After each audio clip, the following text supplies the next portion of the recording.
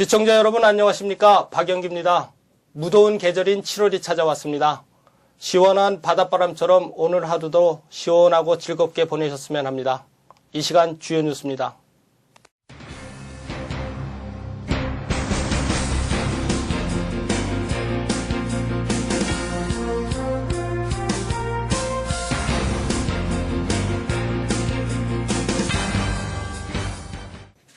첫 소식입니다. 박근혜 대통령이 청주시 상당구에 위치한 서문시장을 찾아 세월호 사고로 중단된 민생 현장 방문 일정을 재개한 가운데 정부가 오는 10월 1시장 1특색 개발을 골자로 한 전통시장 특성화 대책을 발표키로 했습니다. 안종범 청와대 경제수석은 브리핑을 갖고 10월 31일 경남 창원에서 전통시장 박람회가 열리는데 이를 계기로 전통시장 활성화의 근본 대책을 발표할 예정이라며 전통시장 활성화의 전기를 마련해 내수 활성화에 도움이 되고자 할 예정이라고 밝혔습니다. 박 대통령이 이날 방문한 서문시장은 2000년대 들어 침체기를 맞았으나 시장 상인들은 시장 활성화를 위해 삼겹살 거리를 만들자는 아이디어를 냈고 2011년 청주시가 홍보비를 700만 원씩 지원키로 하면서 현재의 삼겹살 특화거리가 조성됐습니다. 안 수석은 박 대통령의 서문시장 방문은 최근 침체된 서민경제 현장을 직접 점검하고 전통시장을 살려 지역 경제와 내수를 활성화하기 위한 경제 행보를 본격화하는 의미가 담겨져 있다고 설명했습니다. KBS 길환영 전 사장의 후임 공모에 30명이 지원했습니다. 이사회는 양대 노조와 16개 직능단체들이 요구해온 사장 추천위 구성과 가중 다수결 표결 방식을 거부하고 면접과 표결을 거쳐 오는 9일쯤 박근혜 대통령에게 사장 후보 1명을 제청키로 했습니다. 노조는 이사회 결정에 강력 반발하며 사장 응모자 중 부적격자를 자체적으로 발표키로 해 갈등이 다시 높아지고 있습니다. KBS 이사회는 오는 9일까지 신임 사장 후보를 결정할 계획으로 이번 주 안에 후보를 면접하고 다음 주 중에 표결할 것으로 보입니다. KBS 양대 노조는 정치 편향성 등을 검토한 뒤 부적격자 명단을 발표하고 낙선운동을 벌일 예정입니다. 전국 언론노조 KBS 본부 측은 2012년에도 노조가 요구한 두 제도를 무시하고 뽑은 사람이 길 전 사장이고 그 결과가 독립성 훼손이었다며 또다시 과오를 반복하고 있는 이사회의 책임을 끝까지 묻겠다고 밝혔습니다. 프란치스코 교황의 음성꽃동네 방문 일정이 확정 공개됐습니다. 교황은 16일 오후 4시 30분부터 7시까지 2시간 30분 동안 꽃동네를 방문해 장애인과 한국 천주교 수도자, 한국 천주교 평신도 사도직 지도자 등을 만납니다. 이번 교황의 꽃동네 방문은 일어나 비추어라라는 주제 아래 가장 작은 이들 가운데 한 사람에게 해준 것이 바로 나에게 해준 것이라라는 성경 말씀을 따라 행사가 준비됩니다. 청주교구는 오후 3시부터 1시간 동안 교황님을 기다리며라는 동영상을 상영하고 4시부터 30분간 교황을 위한 묵주기도를 진행할 예정입니다. 프란치스코 교황은 오후 3시 30분 방문해 장애인과의 만남을 갖고 이어 5시 15분까지 생명을 위한 기도를 하며 계속해서 수도자와 지도자들과의 만남을 가진 뒤 오후 7시께 꽃동네를 떠납니다. 이날 행사에는 교구 신자 만여 명, 꽃동네 회원 13,000여 명 등 모두 3만여 명이 운집할 것으로 예상됩니다.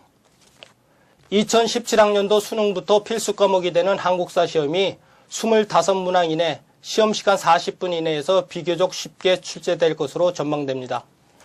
한국교육과정평가원은 2017학년도 수능 한국사 시험체제와 점수체제 탐색 세미나를 개최하고 시험체제 등에 관한 연구 방안을 발표했습니다. 이날 이익주 서울시립대 교수는 수능 한국사 시험은 고교 졸업자가 한국사에 대한 어느 정도 소양을 갖췄는지 검증하기 위해 기본 지식의 이해 정도와 역사적 사고력을 종합적으로 평가하는 시험이라고 밝혔습니다. 또한 문항수와 시험 시간에 대해서는 수능이 기본적으로 스피드 테스트가 아닌 역량 검사라는 점에서 현행의 틀을 유지하는 것이 합리적이라고 말했습니다. 한국교육과정평가원 관계자는 세미나에서 나온 의견을 바탕으로 교육부와 협의를 거쳐 8월 중으로 수능 한국사 시험 방안을 확정할 예정이라고 밝혔습니다. 이동전화 가입비가 이르면 8월 중 최대 12,000원 인하될 전망입니다. 또한 데이터 요율이 인하되고 무선 인터넷 전화를 모든 스마트폰 요금제에서 자유롭게 쓸 수 있게 됩니다. 미래창조과학부는 이 같은 내용을 담은 2014 가계통신비 경감 방안을 발표했습니다.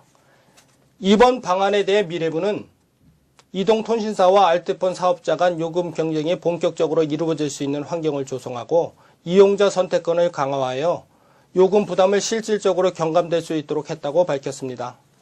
하지만 소비자들과 업계는 기존 정책을 다시 강조한 것일 뿐이라며 실망감을 감추지 못했습니다. 대책이 발표되자 소비자들은 기존 정책을 재탕한 것은 물론 일반 사용자들이 요금 인하 효과를 체감하기 힘들 것이라며 비판을 제기했습니다. 해양수산부가 연안여객선 안전규정을 크게 강화할 방침입니다. 해수부는 세월호 사고를 계기로 연안을 운행하는 항로에 독점 항로를 없애고 선령 규제를 크게 강화하기로 했다고 밝혔습니다. 국회 세월호 침몰사고 진상규명 국정조사 특위기관보고에서 이주영 해수부 장관이 세월호 참사 후속 대책을 보고했습니다. 해수부는 연안여객선 운항의 우수사업자의 시장 진입 촉진을 위해 수송수요 기준을 폐지할 방침입니다. 그간 청해진 해운이 인천 제주간 항로를 20년간 독점해 기존 선사의 기득권을 보장해주는 지금의 제도에 적잖은 문제가 있다고 해수부가 판단했기 때문입니다. 더군다나 현재 국내 여객 항로 99개 가운데 86%인 85개 항로가 독점인 것으로 나타났습니다.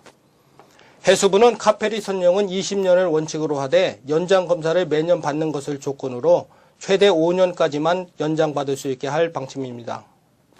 사이버대학교 졸업자 10명 중 4명가량은 A학점을 받고 졸업한 것으로 나타났습니다.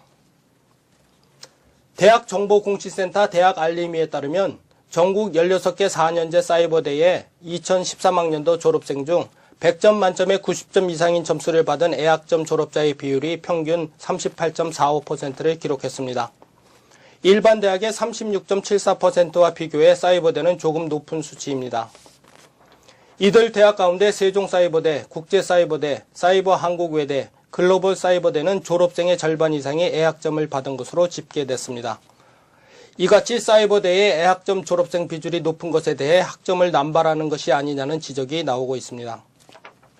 인제구는 인제 봉종암 5층 석탑이 보물 제1832호로 지정됐다고 밝혔습니다.